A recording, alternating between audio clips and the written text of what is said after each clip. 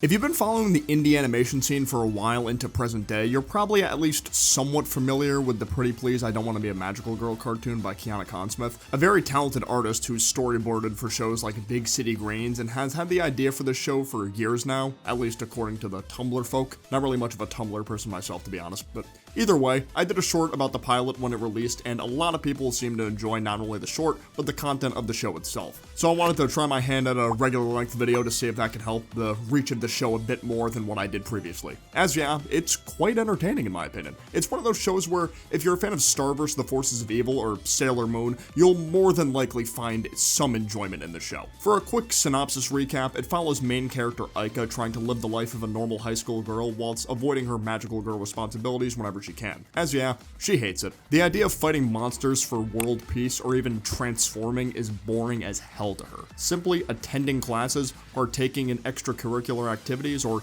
eating lunch in the cafeteria is way more captivating. At the moment, we don't really have the full details on why she finds the magical girl lifestyle so boring, but perhaps it's because she's so strong that everything became tedious at a point, whereas with the normal mundane activities, even if most humans wouldn't get much enjoyment out of them, Aika has never experienced anything like that before. All of it being so foreign can be fascinating just off that fact alone. To bring up Star versus again, Star herself was kind of like this when she first came to Earth, in the sense that Earth-related activities were so interesting to her too, but she did still enjoy using her magical abilities, unlike Aika. Aika would befriend a loner girl named Zira, who I imagine most of the viewing audience can relate to. No hate, by the way, because, I'm in that same boat. The dynamic between she and Aika is very cute, as yeah, it screams Yuri, which is, an extremely easy way to get people hooked on a show if, executed well. But the way they're sort of like an opposites attract kind of pairing, in the sense that Zira is a total anime, manga geek who's gotten weak in the knees anytime something magical related has gone on with Aika, while Aika is very hyper and, losing it about just going to the library or drinking boba. Their current passions are very different, but it's nice how Zira isn't annoying about Aika's powers. She's not breathing down her neck, asking her to transform, or asking her billions of different questions 24/7. She's respectful about it, and I like that. There's also Aika's, sidekick named Hoshi, who every time I look at them, I can't help but see Starfy from Starfy. I think they might be my favorite character so far. They're essentially like Aika's legal guardian at the moment, as we don't know the whereabouts of her parents right now, and episode 2 made it perfectly clear they want to keep their whereabouts a mystery until further notice. Hoshi's a bit prickly at times due to their insistence on Aika returning to her magical girl duties permanently, but also because they can't stand the normal human activities of this world. A poor guy tried boba and almost died. While Aika tries to enjoy and learn more about this new lifestyle, antagonists like Eclipse and Lady Devoid are trying to take her out. Eclipse is clearly not meant to be taken seriously despite acting as who I assume is the main villain's right hand.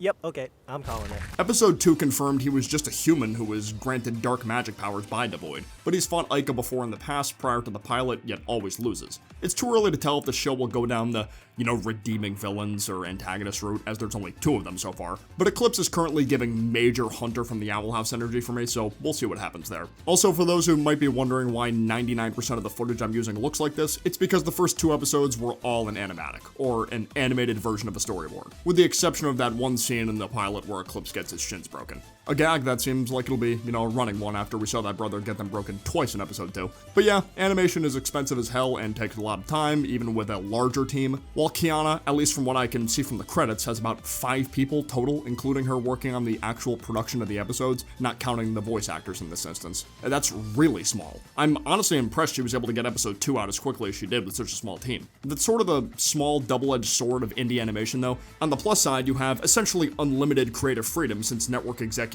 aren't breathing down your throat to make dumb changes, but you end up lacking the funding those networks can provide you from the get-go. So sometimes getting the flow going for fully animated content can just take a bit longer than normal if a network or studio isn't picking it up really early on. A look at Jorge Gutierrez, for instance. That guy created El Tigre and Maya and the Three, but just recently dropped an animatic pilot called El Guapo vs. the Narco Vampires. This took a much more mature angle than the likes of El Tigre, despite having a borderline identical art style. So trying to get Nickelodeon to pick this up like they did with El Tigre would be completely pointless. Glitch Productions has obviously been making massive moves in the indie animated space these past couple years especially. They were already quite popular since the SMG N64 and Murder Drones era, but Digital Circus blowing up to the levels it did is what really gave them the boost they deserved. Where now they've even began to dabble in 2D animated series like Knights of Guinevere and Gameverse, despite almost exclusively producing 3D shows before this. Seeing these shows get their flowers has been so cool, and it looks like Magical Girl will be getting a bigger boost in the future too. As the end of episode 2 revealed, Mercury Filmworks will be fully animating the pilot at some point. For those unfamiliar, this studio has helped produce dozens of different shows since the late 90s, like working together with Disney TVA to produce Kick Buttowski, Fish Hooks, Star vs. the Forces of Evil, and The Ghost and Molly McGee. The show already felt pretty Disney-coded to begin with, but when fully animated, it will fit the bill even more. Again, huge W for Kiana and everyone working on this show to have Mercury working alongside them for hopefully the foreseeable future beyond just the pilot. Going to Disney with a show like this would have been a fruitless endeavor, and I imagine Kiana herself knows this. The humor in both episodes hasn't shied away from using swear words like